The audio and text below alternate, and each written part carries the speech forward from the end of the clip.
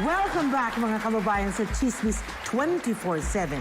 Ang show na nagbabalita ng pinakamainit na chismis within the last 24 hours. Kasama natin ngayon ang kasalukuyang usap-usapan ng buong bayan. Isang miyembro ng pinakasikat na dance group sa bansa, si Miss Katya Macarais.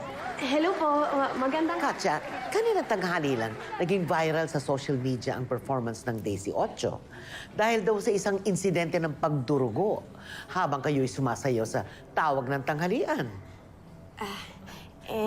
Ganun po talaga, Tita Terry. Kahit anong mangyari, syempre, the show must go on.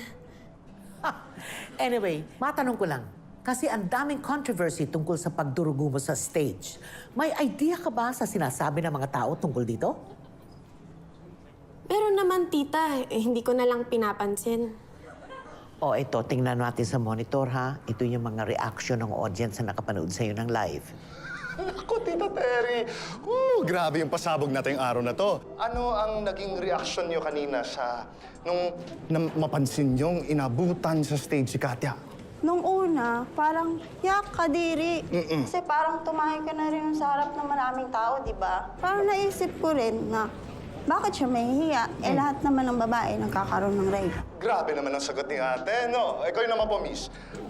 Sa tingin niyo ba, paparusahan ng network sa pagpapakita ng menstruation sa noontime television show? Feeling ko hindi naman dapat. Kung merong paparusahan, tingin ko yung dancer. Like sabi kanina, normal lang ang pagregla. Parang pagtae. Pero ang bastos naman, kung tatae ka lang basta, kung saan mo gusto, di ba? Gusto ko lang talaga ipaalala sa audience na ang layunin ko ay talagang bigyan lang ng update ang ating mga... Donna! Ano po yun, sir? Na-text mo na ba si Rose? Ha? Pumayag na ba ipakita yung post niya? Opo, sir, pumayag na po. O, pumayag na daw. O, ganito ha. Ipapa-intro ko kay Terry. Tapos, ilulup mo yung video dun lang sa nagtotwork.